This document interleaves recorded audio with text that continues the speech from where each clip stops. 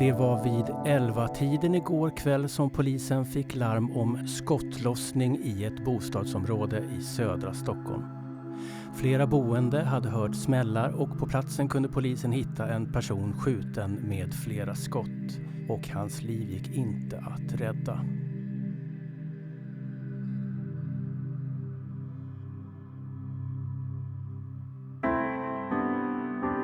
Ja, det var den kände rapparen Einar som sköts till döds i Hammarby Sjöstad i södra Stockholm igår kväll.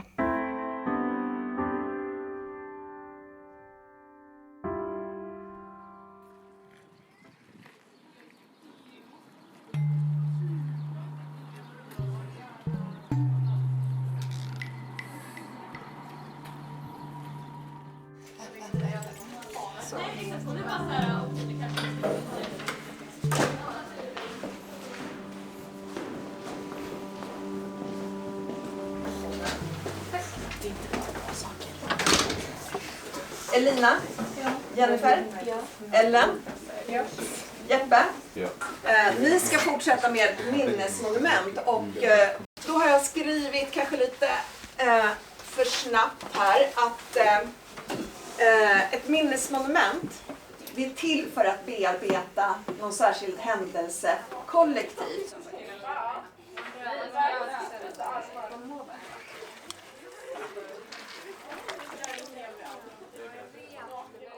Jag är väldigt, väldigt stolt över mitt jobb och att möta ungdomar från olika sammanhang med egna bagage och egna berättelser och egna positioner från vilken de kommer kanske leva i världen längre än vad jag kommer leva i världen. Det blir jag lycklig av. Även om det är ganska svåra teman som många ungdomar känner behov av att jobba med. Med hjälp av konst så kan man ju komma åt mer nyanserade samtal om man ska prata om gängkriminalitet till exempel, eftersom och diskutera det bara, ja man måste göra någonting, ja vad ska man göra, mer poliser, strängare straff. Det blir tycke och smak, men börjar man liksom utgå ifrån ett kulturuttryck som bär den tematiken så kommer man åt så många fler register att det kanske inte blir antingen eller samtal. Ellen, nu har du din lilla kompis.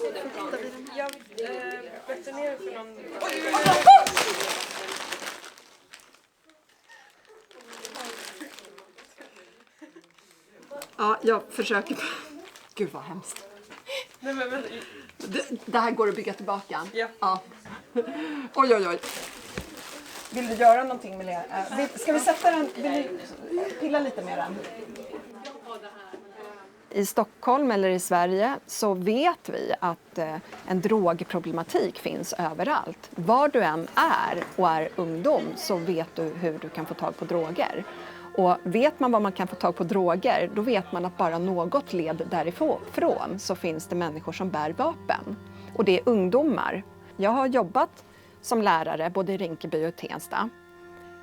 Men så ofta rör jag mig inte själv i de här områdena. Eftersom jag inte bor där och jag jobbar inte där.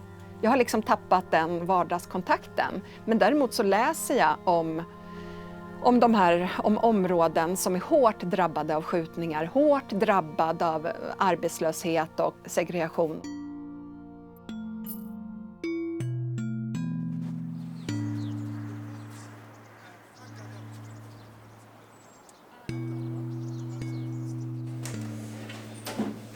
Förlåt att jag inte städat.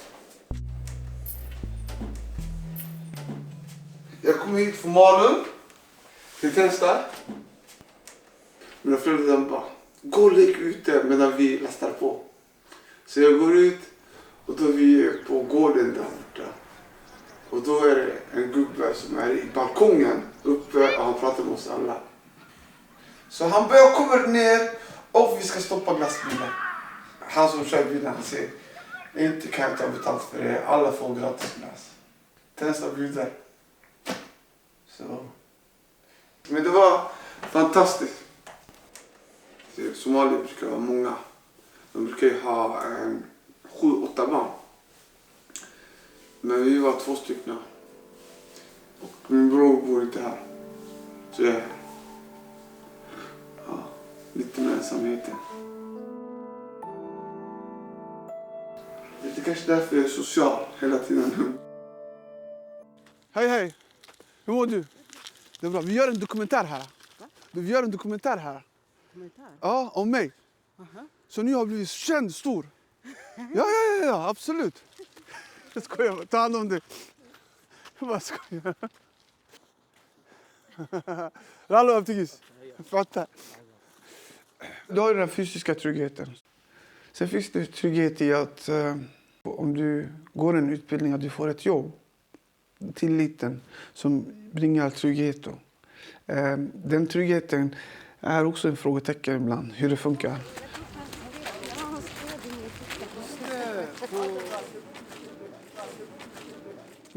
Jag och min bror, vi flyttade in hit, vi kom från Malung. Ja, precis. Och trappuppgången. Vi tyckte det var så bra att du kom ner Jag knackade på oss och dök upp. Jag behövde vara hos er tills min mamma kom hem. Och efter det så blev det så här, vi behöver mjölk, vi behöver ägg, vi behöver det här. Att det skedde automatiskt och till slut behövde vi inte ens knacka på eller ringa utan det var bara att gå in i köket, hämta det man behövde och sen gå ut. Alltså det är det här kollektivet, att alla hjälper varandra, det blir en kedja. Tensta har den här atmosfären. Det här sättet att vara på i Tensta, det här med att man är direkt, att man kan prata med varandra, att man inte behöver ha filter. Här i varje gård, alla känner varandra. Det där är öppet, det är hemma, för man känner sig hemma.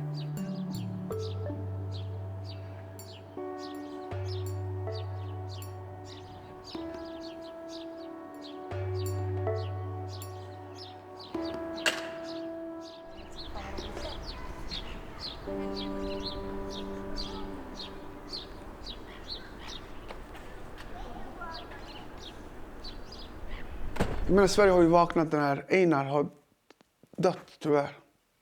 Einar, den här rapparen. Och jag var också till och med på ett möte där folk har till och med gråtit. Folk som inte känner Einar, de bara, nu känner jag att det här har kommit så nära in på. Men det var inte nära in på när andra dog. Många andra har dött, så många andra har dött innan.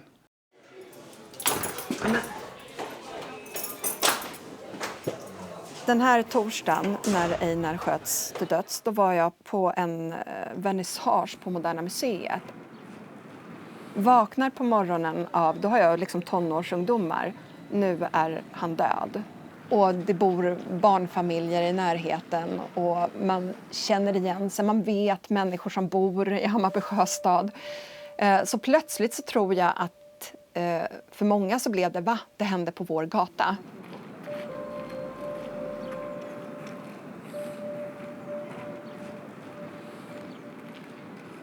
Järva-föräldrar hade kommit till Hammarby Sjöstad på fredagskvällen för att visa sin solidaritet. Och då blev då fylldes jag av hopp i den. Berördes liksom på djupet av att de här Järva-föräldrarna åkte hit.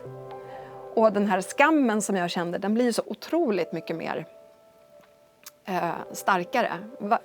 Varför har inte jag åkt till dem som har drabbats när de har drabbats?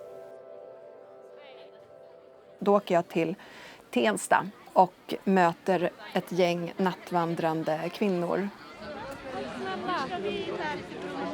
I den här gruppen av nattvandrande föräldrar så fanns det ju kvinnor som hade nattvandrat varje helg i 15 år. Dels för att finnas tillgängliga för ungdomar som är ute. Där vuxna är och finns tillgängliga så händer det mindre saker. Det är inte så att det är spännande att nattvandra för att det händer ju sällan saker. För att man är där.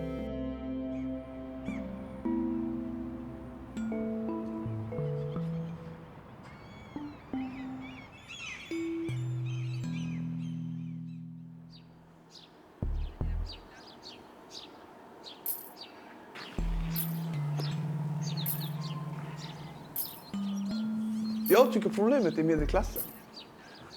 Våra lärare riksdagsledamöter. Det är en fin grupp, men de har inte gjort upp med en hel del. Och de har en viss komplex av att, jag brukar inte säga ofta till dem, men den här white savior-komplexet. Vita räddare. Jag tror att det var väldigt strategiskt att man fick med sig nattvandrare från andra ställen till området. Sen tror jag också att man får ett helt annat uppmärksamhet när man har medelklassmammor som vandrar i orten. Jag är medveten om att om en mamma i Tensta säger en sak, att det är inte så slagkraftigt som en mamma ser det kanske i Mälarhöjden eller i Odenplan.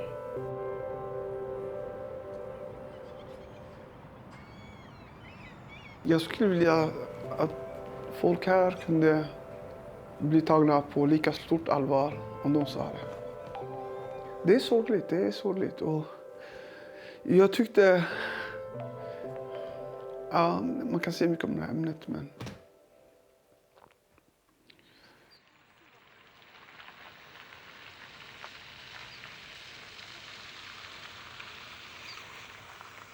anledningen att vi har många broar i Tensta, det är för att man ville imitera Venedig. Det är syftet. Och att barnfamiljer skulle inte träffa på bilar när de går över med familjen. Jag tycker man borde måla dem, men vi får inte det. Det är en myndighet tydligen som inte tillåter att det ska målas. Det ska vara grått och fult. Det är någon Kerstin, 60-årig dam, som är handledare någonstans, som sitter som tycker att det ska se ut som Östtyskland. Tensta styrs inte ens av Tensta. Vår stadsförvaltning ligger inte ens i Tensta. Det ligger i ett ställe som heter Lunda. Det är förbi den här Ångestbron. Säg att du ska få försörjningsstöd exempelvis. Och du börjar gå på den här bron för att du ska lämna in dina papper. Och du promenerar och går. Du börjar tänka på varför du föddes och varför träffades dina föräldrar. Och när du har kommit fram, du är en filosof. Den tar ju inte slut för fan. En gång när jag gick på den här bron, jag ringde 5 samtal. När jag var klar med dem, jag var inte ens framme.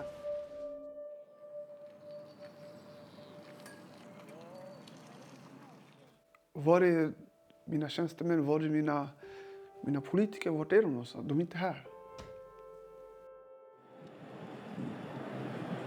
Jag hade en mentorsklass av 20 killar. Jag ville vara kvar. Jag ville följa de här ungdomarna hela vägen i gymnasiet. Alltså, det är tyvärr inga bilder från Tensta. Det var ju 20 år sedan som jag jobbade i Tensta och Rinkeby. Jag kände att jag bjöd hem alla mina mentorselever en gång. Då borde jag ju tagit någon bild. Här är jag och min lillebror som liknar min son så mycket. Alltså Hjalmar, kolla den här bilden. Vågar du gå fram? Du behöver inte gå fram för kameran. Kolla där. Skulle kunna vara du. Ja, det ser lite ut som det. Ja. Vad gör du, Jalle? Jag får gå. Jag tror att jag har någon frukt här. Har du ätit lunch och så då? Åt du från igår eller? Rester? Ja, Va?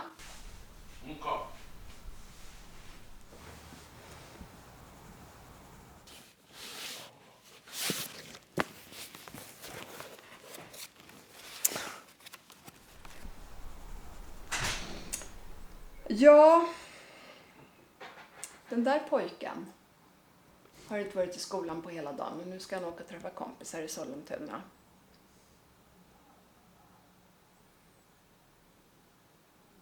Det är inte lätt att vara mamma.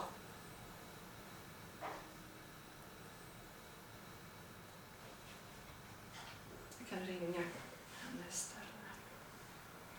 Ja, hej Hagifara, det är Ida. Hej! Jo, det är bra. Hur är det med dig? Vi vandrar ikväll, kanske tillsammans med andra. Och utsättningen i Rinkeby är 18:30.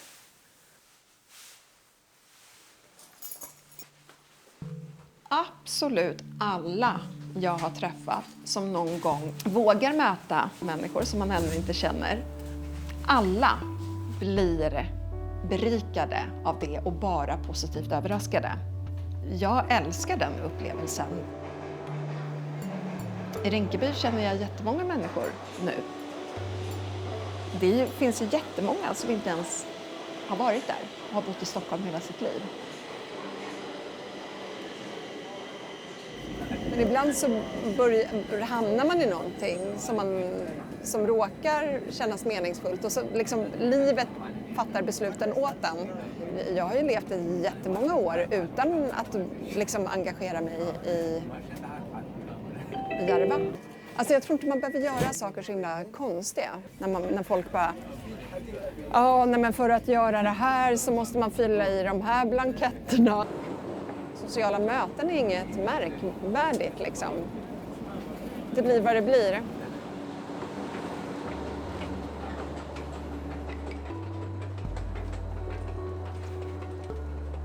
Jag hade ju varit med en fattigare person om jag inte hade fått träffa Hagi Farah till exempel.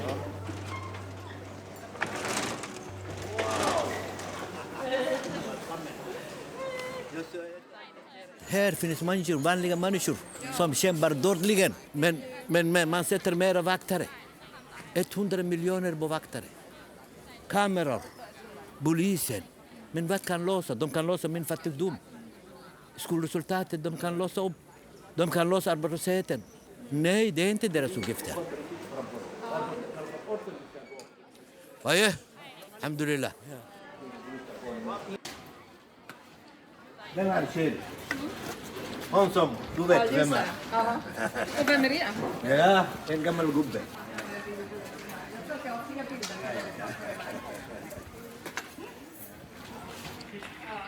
Det 10 år försvann 5 skolor, kommunala skolor.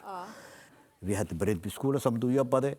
Vi hade Dala skola i Husby och Akalla skola. Men Tensta gymnasium då? Även Tensta gymnasium, före det var toppen. Många som kommer och sökte här. Här problemet är att händer någon problem, vi stänker. Poliser och skolrektorer, de börjar jobba här, inte för att de vill jobba här, utan för att de vill använda det i sin karriärstege. Ja. De kommer in, de jobbar 2 till 3 år. I sin CV finns att man jobbade i Rinkeby, i tredje världen. Så man har bra chans att förhandla när man går till Sollentuna eller andra kommuner eller andra. Därför man har jobbat 2-3 år i Rinkeby eller Tensta. Och varannan år de byter. Och då blir det utveckling. På grund av att vi börjar känna varandra, vi kommunicerar och kemi fungerar. Och plötsligt du byter jobb. Eller du finns inte här. Ja, men det blir inte kontinuitet. Kontinuiteten, ingen verksamhet här. Ja, vi ska gå nu. Ja, det är tiden.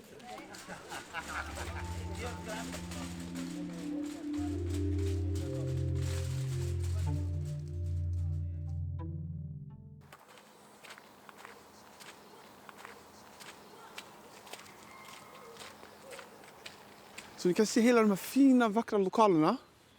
Är Tensta gymnasium. Så du har biblioteket där. Vi åt mat där borta, matsalen. Här hade vi idrott.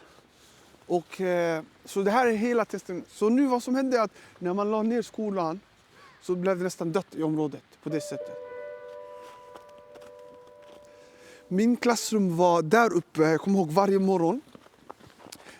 Så brukar jag gå upp dit och ha samhällslektioner. Och det här var fantastiska lokaler. Det är, hur ska man säga, det är väldigt sorgligt att en institution som denna kan försvinna. Det är att man blir av nästan med ens historia. Vi består av minnen. Vad är man utan minnen? Det gäller att tänka på det oftast för att man ska komma ihåg det. Så att det inte bleknar bort.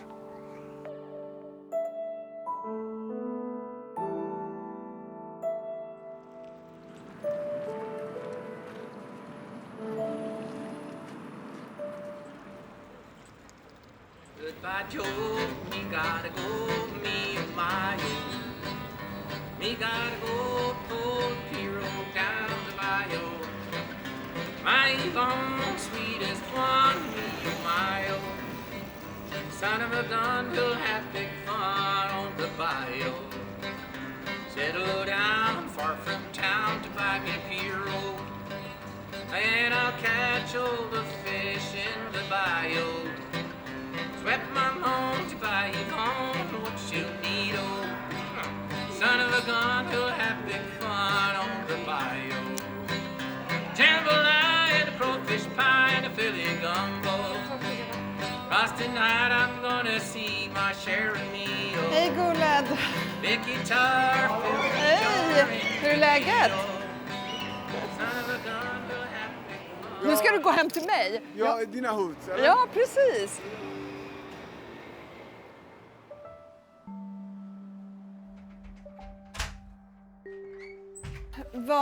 Vem var din mentor på? Det var Gunilla. Ja, Gunilla. Kommer du ihåg henne? Ja, jag kommer ihåg henne. Ja. Absolut. Vill du ha te eller någonting? Nej, men det finns ju människor som frågar mig om jag har skottsäker väst på mig när jag åker till Rinkeby. Och jag känner mig alltid väldigt trygg. Jag kommer ihåg när jag jobbade på Tensta gymnasium. Hörru, du börjar få gråa hårstrån. Mina små elever. De börjar bli gamla. Och faktum är att det som är bra, därför att nu jobbar jag inte som lärare i Tensta Rinkeby. Jag jobbar som lärare på Kulturama och har gjort det sen jag lämnade Tensta. För jag ville ju inte lämna Tensta gymnasium. Jag vet. Men på min fritid väljer jag att åka och träffa andra engagerade vuxna i Tensta, Rinkeby, Akalla, Husby. För att skapa de här kontaktytorna. Och... Det är exakt den här resonemangen när jag pratar med Haji Farah och många som är utsatta. Men sen också är det att det var en fördel. För att när man har vita mammor som går och patrullerar och går runt. Alltså som är medelklass eller vad det är. Alltså det får ju en impact jämfört med mammor som kanske inte kan svenska och så vidare. Alltså att vara en orolig tonårsförälder, då spelar inte hudfärg eller samhällsklass någon roll. Einar, alltså han är vit kille ändå. Men, och det dog så många andra. Jag vet. Jag vet det för att min son hänger med de här personerna.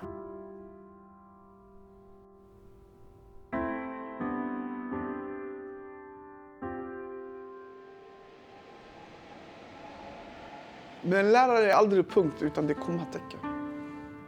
Det fortsätter.